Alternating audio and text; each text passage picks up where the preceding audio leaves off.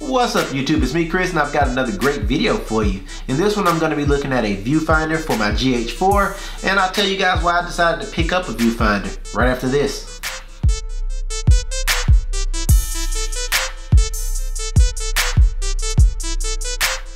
I decided to pick up a viewfinder because I wanted to use my camera in a couple different configurations. One is a shoulder mount, and I do have a small HD monitor that I can use. This one is the 7-inch model, and while it's really good and it's really accurate and I can run HDMI out of the GH4 into this monitor, it's kind of heavy when you start putting all that stuff on a rig.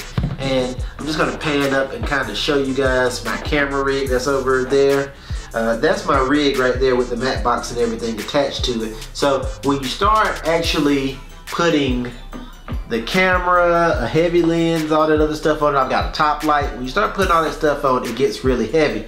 And so I wanted to get a solution that I felt would work well with the GH4 without having to use that 7-inch monitor all the time, unless I'm in, say, a studio environment, specifically when I'm out in the field in bright daylight, because this one still gets kind of hard to see. And I got on Amazon, which is becoming my best shopping site ever, and I found a used VF4 from Kamerar, and it's a great viewfinder for all intents and purposes. I looked at a lot of different reviews before I made the decision to go with this one. Veravine and some other companies out there had some that I wanted to look at, and I was able to get this guy used. I want to say it's $169.99 on Kamerar's website, but I was able to get it for under $100 used. So I'll post what I actually paid for it here real soon, but I just wanted to share that with you guys because I think that if everything looks good, it'll be a great deal. On the outside here, before I actually rip it to pieces, it says Amazon Warehouse Deals Inspected, which is a good thing. And I'm just gonna pull, I guess there's a little tab there, I thought it was. Let me cut all this up so I can get this tab out so we can actually see what's in the box. And I like to keep my boxes, guys, that's why I'm not tearing it up. Real quick, let's look on the outside. That's what it should look like. The eyepiece does flip up and it has a locking plate that slides in, so that should be very nice. The world's most advanced LCD viewfinder, and that's what it kind of should look like. 3.2-inch coverage area, 3x magnification, does have glass in it, I believe, and does have a working diopter. One of the cool things about this as well is that it's a universal fit. So if I decide, or whenever I inevitably do change cameras, this viewfinder should be able to grow with me, which is really nice.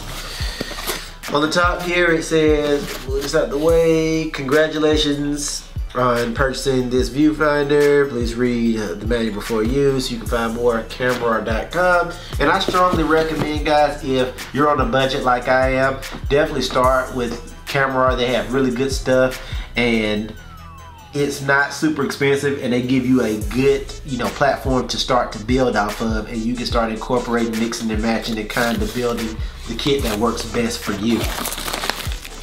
So I'm gonna take all the parts and pieces out of the box, and hopefully they're all here, but we'll just have to wait and see. Everything's out of the box. We'll move that to the side. We do get an Allen wrench, which is nice. This is the instruction manual, and it actually shows you a rundown of actually putting the tripod mount on and actually attaching everything to a camera, and how you can do adjustments. And then again, it shows you technically it looks something similar to this when it's all said and done. So it should be really nice. And I've got some other camera parts on my rig, so it should work really good. Here's the actual guy itself, and it feels really sturdy. I'm impressed with the way it feels. Rubber seal around here that goes by where the lens will sit, that actually butts up against it like so, and I'll show you in a second. Nice eyepiece, huge, nice, comfortable feel. And what else is cool is that you can actually close that so you can keep dust out. Very nice. And yep, there's a piece of glass down in there, so that's also nice as well. this is on the wrong way. This has to turn around the other way because this goes into the tripod plate. So we're just gonna take this off. This needs to spin around, and it does have some a couple of keyed grooves that this slides in so it doesn't wobble around. So that was very nice. And we will just put these back in and snug those up just enough to go along to get along with this unboxing. It has a nice little door here that's spring loaded. It has a spring loaded clasp right there, so you can open it and flip it up and see what's going on. Very nice. And you can see where that piece of glass is in there. And yeah, nice stuff. And yeah, not going anywhere. All right, here's the actual plate itself. This is nice as well. And these work with a lot of Manfrotto tripods, so it'll work with my 501 and my 503 video head over there. It'll slide in just like the plate that I'm using, which is very nice, that I'm using on the Kamerar Fujin Hanu rig, or cage, excuse me. And what I do like is that once I can get it to move, this is what this Allen key is for, because you can use the Allen wrench rather in here, or you can use a quarter or something, or a big flathead screwdriver if you've got that available. But this goes in like so, and that can move around. Very nice. You want this facing to the back because this is where your actual eyepiece will slide in. As you can see, I've got it snugged up on here and it looks pretty good. I am gonna have a bit of trouble getting to this screw that's over here. Let me get out of the way so I can show you because of the plate, but we'll just have to see how that goes. The next step for me is, and this is how it looks actually sitting up. I'll give you guys a full view. I'm going to just look to make sure that I have everything where I feel like it ought to go. That looks right. That's actually looks pretty right. So we'll tighten these up. Well, at least one of them up. That's all I need. The height is right, so we'll tighten those up. And the only thing left to tighten now is the actual plate. And I'm just gonna fire it up for a minute. Remove this cap so I can see. And wow, that looks pretty good. Very comfortable eye cup, if you guys can see that. Very comfortable, and it looks really good. I'm really happy with what I've got here. And oh yeah, this will work just fine. I think it's gonna work. I'm gonna show you guys what's going on in there. It's probably not in focus, but you get an idea. And the cool thing about it is I've got this button, remember again. So if I need to get in here and start finicking with the actual viewfinder, I still have room to do so. And I can see pretty much everything, which is very nice. I can see audio levels. If you look down in the corner there, my audio's pegging off the actual camera. And if I need to go in here and actually touch on the screen anywhere, I can do that. So that's very nice as well, if I want to go in there and go into any modes to do anything. So very nice, if that is indeed what I want to do. So yeah, I'm pretty happy here. Pretty happy. So yeah guys, again, this was my quick video on the VF4 from Kamerar. I like it so far a lot. It's gonna be on my camera a lot, and it is gonna do the job very well for me, I think. Just make sure, yep, I'm very happy with it.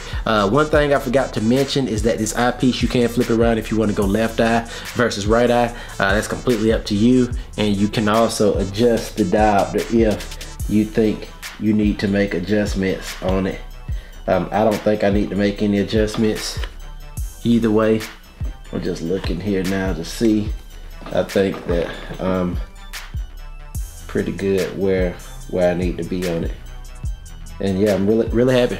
looks good.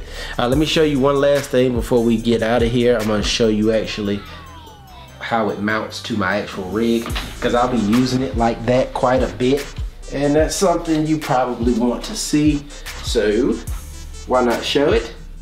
And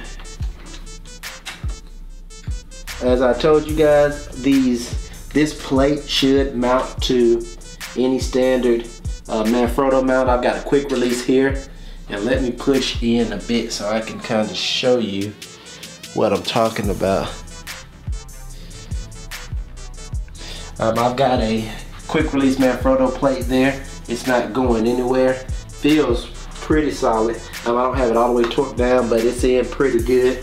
And I've got it set on the shoulder rig. I am going to drop the mat box back just a bit, but this is about how I'll be using it. So I just want to show you guys kind of how this looks. So if you look, this is kind of how I'll be shooting with this. And I don't have my follow focus on right now, but I'm using lens straps, and they'll do the trick just fine for what I need to do in order to get critical focus for most of the stuff that I'm going to be getting focus on. So yeah, that's it. Comment, like, subscribe, let me know. This is my quick unboxing. I know it hadn't been super quick of the Kamerar VF, as in Frog 4 LCD viewfinder. I'm liking it a lot. This was an awesome purchase. I'm glad I made it, and it's definitely going to keep my rig more in line and lighter so that I can do the kind of shoots that I like to do, especially as I'm working on documentaries and such. See you guys in the next video. I'm out of here.